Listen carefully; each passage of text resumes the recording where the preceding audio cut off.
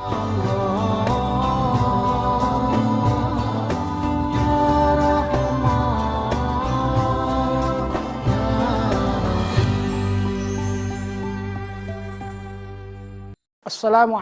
warahmatullahi wabarakatuh.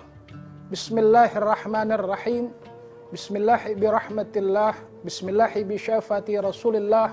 Bismillahi bimu'jizati Rasulillah. Bismillahi bibarakati Muhammad Rasul sallallahu alaihi wasallam. Inna lillahi wa inna ilaihi raji'un.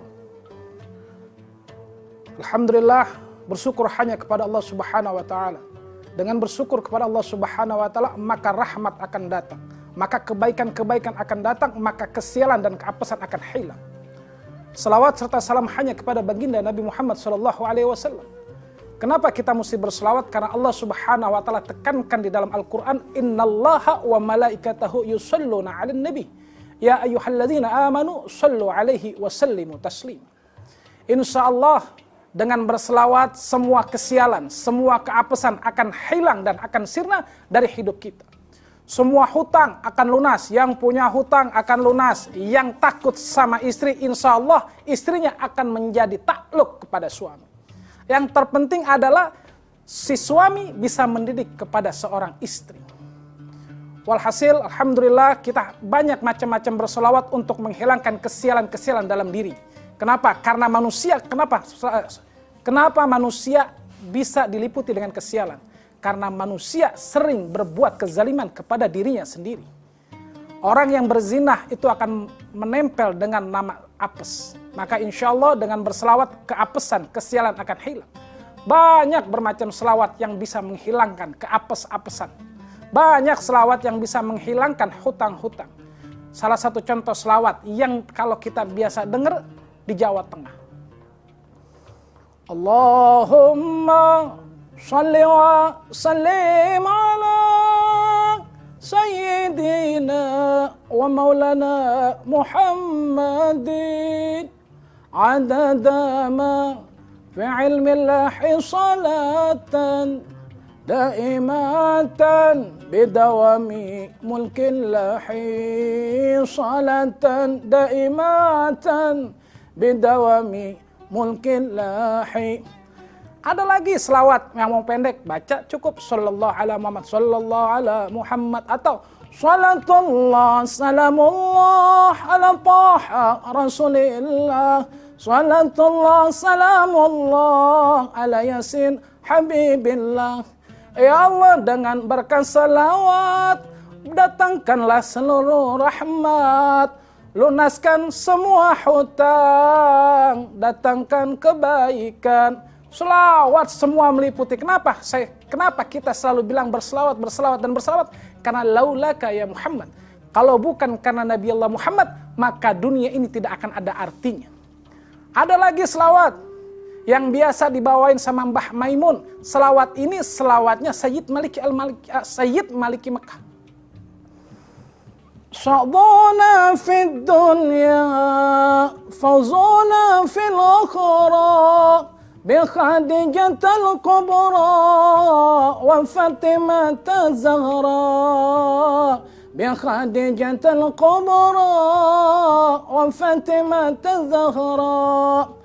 Jadi istri kita, anak kita, perempuan kita didik seperti ada dua wanita surga, yaitu Fatimah Az-Zahra wa Khadijatul Kubra. Sebelum kita melangkah kepada bagaimana cara mendidik seorang istri, banyak kita bersenandung untuk kepada Rasulullah Sallallahu Alaihi Wasallam. Ada lagi selawat kalau memang yang senang. Ya Imam Ar-Rusli ya sanadi Allah, anta babullahi mu'tamadi, fabidunya ya wa akhirati Allah. Ya Rasulullah ihut biyadi. Kenapa saya bilang berselawat? Karena banyak contoh.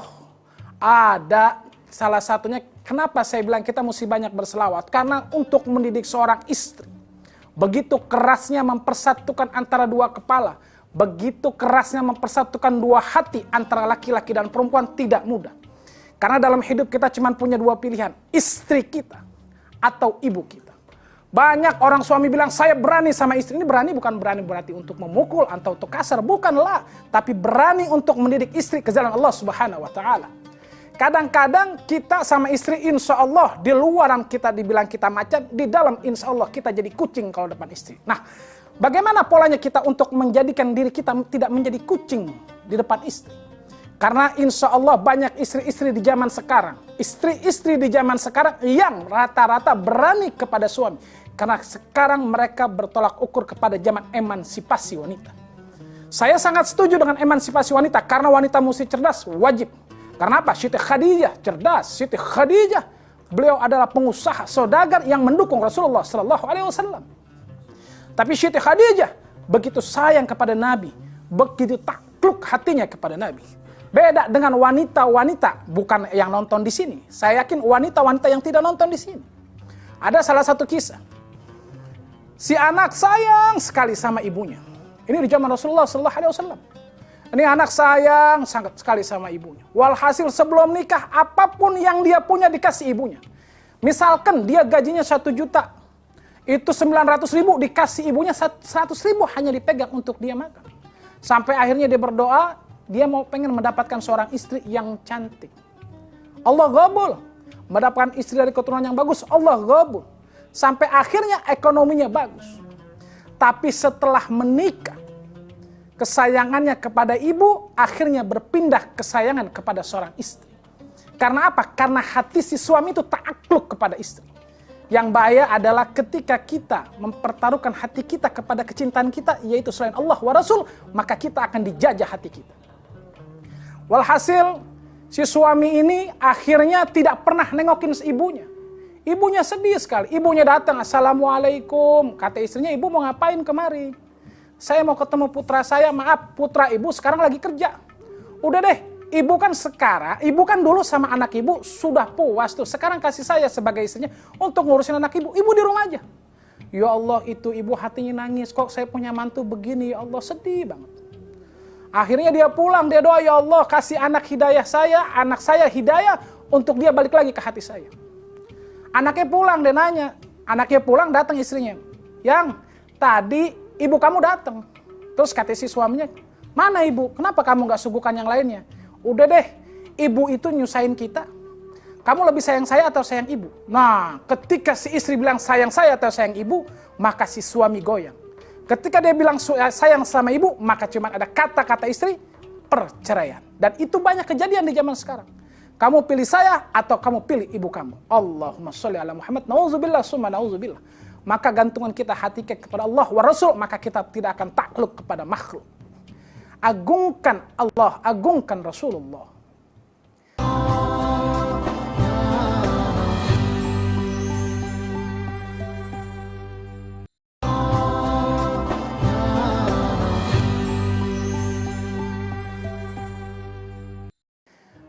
Walhasil nih anak akhirnya goyang. Dia bilang, ya udah deh, saya untuk sementara nyenengin kamu. Dia coba curi-curi untuk temu ibunya. Walhasil ketahuan dia curi-curi ketemu ibunya, istrinya beneran marah. Istrinya marah, yang tadi saya udah bilang kamu pilih saya atau ibu kamu. Nah, dia akhirnya milih istrinya. Si ibunya nangis. Ibunya nangis ketika air mata seorang ibu jatuh. Ketika air mata ibu jatuh, maka disitulah laknat Allah Subhanahu wa Ta'ala menyertai si suami dan istri. Si istri lupa kalau dia bakalan punya anak. Si istri lupa kalau dia bakalan punya anak yang anaknya akan seperti dirinya. Karena hukum itu akan sampai kepada dirinya. Siapa yang berbuat, maka dia yang harus bertanggung jawab. Nah, walhasil si suaminya datanglah sakaratul maut. Ketika sakaratul maut, ini suami nggak bisa dilafadzkan, suruh ikut la ilaha illallah Muhammad Rasulullah, nggak bisa ngucap, bibirnya keluh. Padahal si suami ini atau si anak ini sungguh taat ibadahnya kepada Allah Subhanahu wa Ta'ala. Padahal si suami ini ngajinya nggak lepas. Dia nggak lepas, tapi dia lupa bahwasanya ada ibunya yang mendoakan dia secara ikhlas. Yang namanya ibu mendoakan kita secara ikhlas. Yang namanya ibu melahirkan kita dengan mempertaruhkan nyawa. Akhirnya si istri ini bilang ke Ustadz, Ustadz, ini kita bilang anggap di zaman sekarang. Ustadz, tolong temuin ibunya. Ini anaknya udah sakaratul maut. Dia datang nih ke ibunya. Bu, si Fulan lagi sakaratul maut. Sepertinya banyak salah sama ibu. Ibu mau maafin gak? Apa kata si ibu? Saya tidak punya anak yang namanya si Fulan. Karena hubungan saya dengan dia sudah terputus. Allah. Ketika ibu bilang hubungan sudah terputus, maka laknatullah menyertai anak itu. Walhasil ini si ibu bilang, dia sudah tidak ada hubungan lagi. Dia sudah tidak ada hubungan darah lagi antara aku dan dia. Sudah terputus darahku ketika dia tidak menganggap aku ibunya lagi. Akhirnya ini pulang si Ustadz. Ini anak udah nggak diakuin. Jadi solusinya apa? Walhasil solusinya adalah cuma satu. Dibakar. Kenapa dibakar? Ini untuk menggugah hati seorang ibu. Ini ada di zaman Nabi Muhammad SAW. Tadi saya kisahkan di zaman sekarang. Ini kisah nyambung fasal to fasal. Akhirnya dikumpulin kayu bakar, ditaruh itu si Fulan di atas kayu bakar, siap dibakar.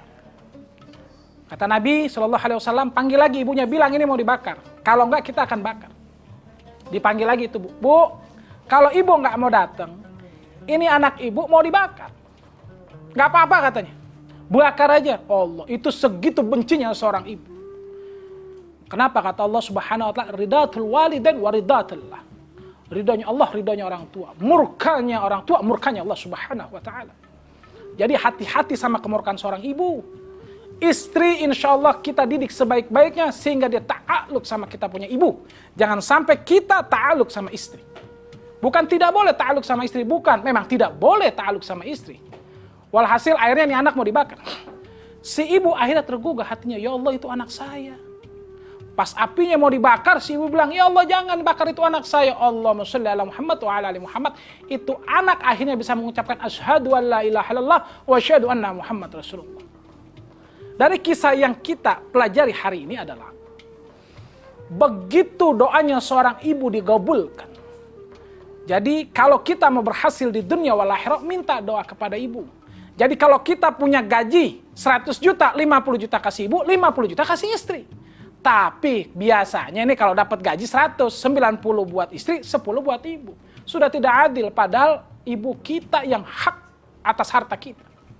Kita beliin mobil baru, istri kita, belum tentu kita beliin mobil buat ibu kita. Kita ajak makan istri kita ke restoran, belum tentu kita ajak makan ibu kita ke restoran. Karena buat ibu kamu senang, itu cukup.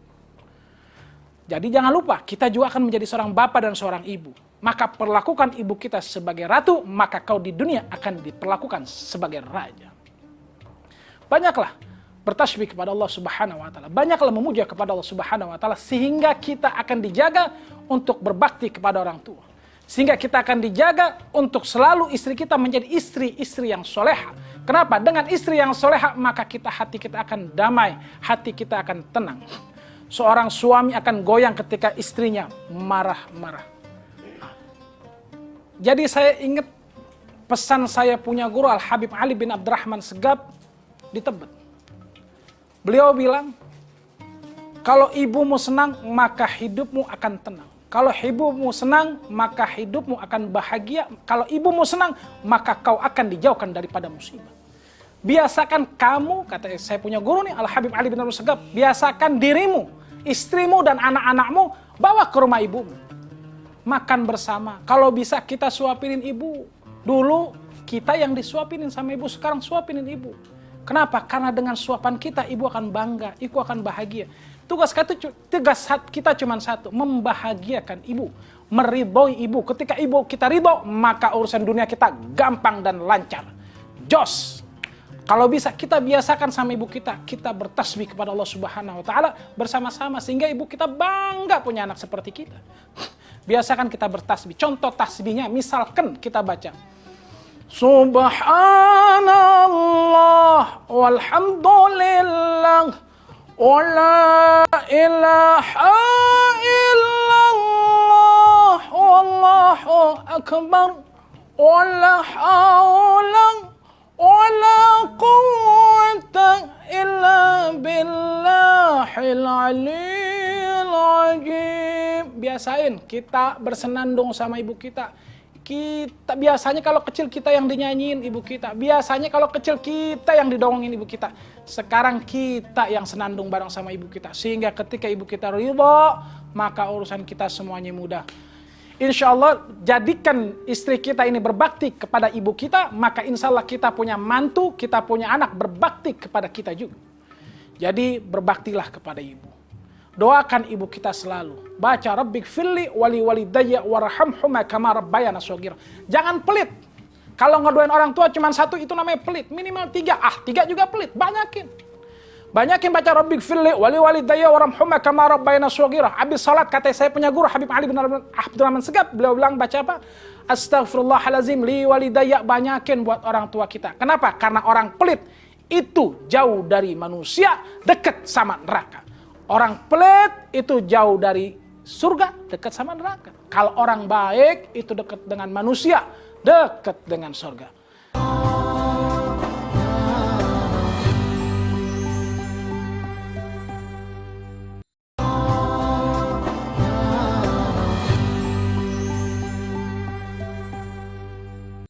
Dan satu hal, ketika insya Allah rezeki kita akan dilancarkan, jangan lupa setelah kita berwudu, kita baca doa wudu. Setelah baca doa wudu, sampai kita ke sejadah, kita baca surat Inna anzalnahu fi lailatul qadr wa ma adraka ma lailatul qadr, sampai kita di sejadah. Insya Allah rezeki kita akan banyak. Banyakin kita mengingat Allah wa Rasul, dan banyakin kita selalu takluk di hati kita kepada ibu, sehingga ibu kita selalu mendoakan kita setiap hari, setiap menit, setiap detik. Jadi untuk memperlancar kita punya rezeki, banyak metode-metode lain untuk memperlancar kita punya rezeki selain kita berbakti kepada kedua orang tua kita, yaitu kita setelah berwudu membaca doa setelah wudu.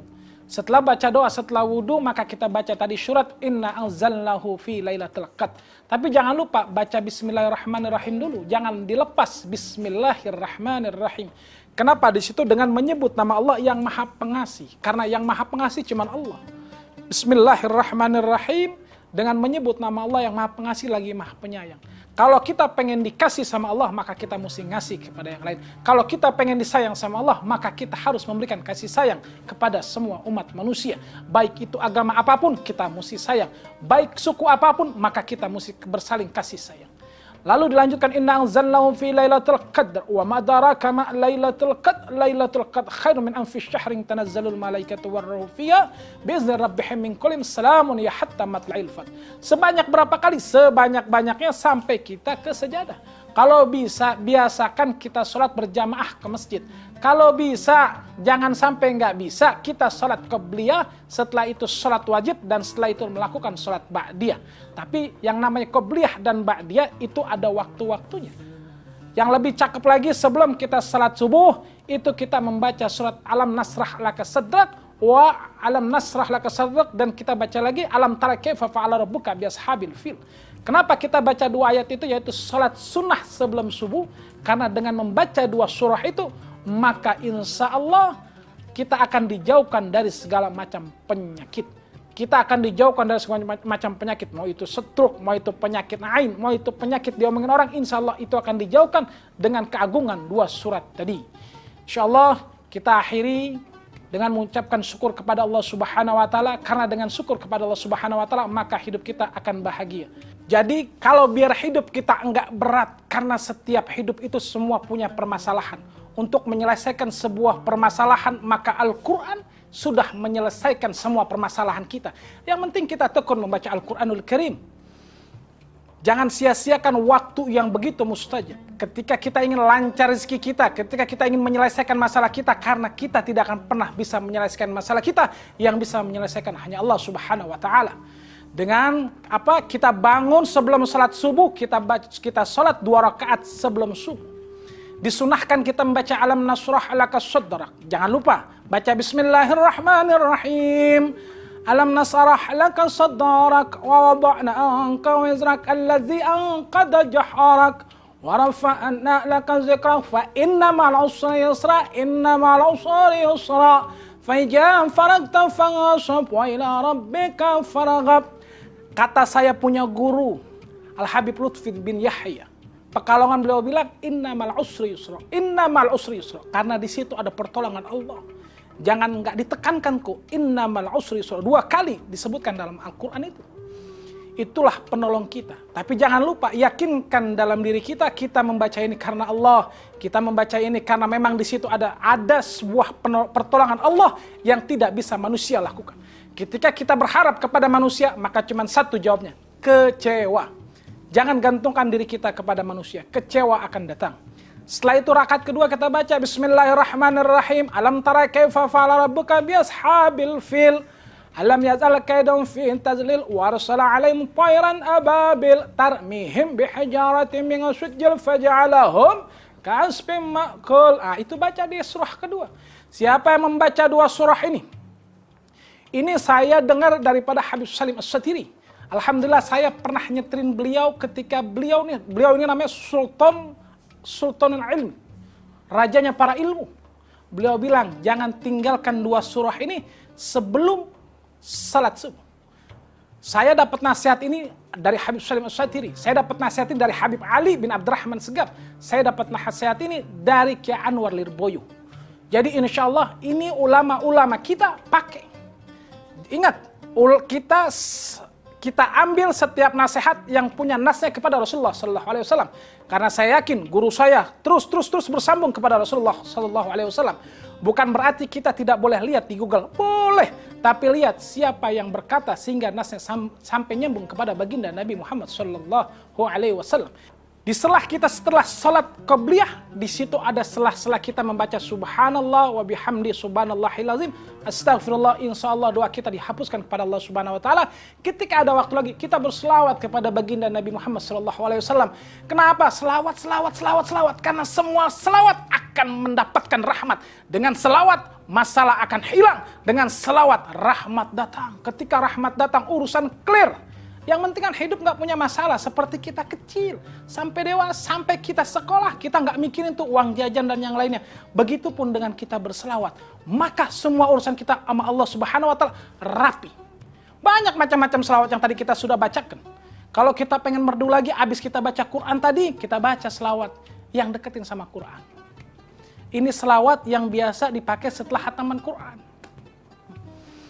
Salatullahi wa salam ala man uhiyal Qur'an. Salatullahi wa salam ala man uhiyal Qur'an wa ahli baitihil kiram wa sahbihi jawil Qur'an.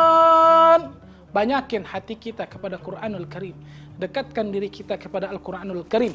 Karena saya yakin diri kita kalau udah lihat handphone melebihi kita baca Al-Quran. Padahal nanti di akhirat, padahal nanti di alam kubur, kita itu dilihat seberapa bagusnya sholat kita, seberapa banyaknya kita punya baca Al-Quran. Maka kita akhiri semua dengan berselawat. Dengan selawat maka doa kita akan digabul subhanallah Allah Subhanahu wa taala. Bismillahirrahmanirrahim. Allahumma salli ala Sayyidina Muhammad wa ala ali Sayyidina Muhammad. Ya Allah, dengan keagungan dan keberkahannya Nabi Muhammad sallallahu alaihi wasallam, kabulkan seluruh hajat kita. Ya Allah, dengan keagungannya selawat, maka Allah Subhanahu wa taala jadikan istri-istri kita istri yang salehah. Wa sallallahu ala Sayyidina Muhammad nabi ummi wa ala alihi washabihi wa barik wa sallam. Alhamdulillahirabbil alamin. Assalamualaikum.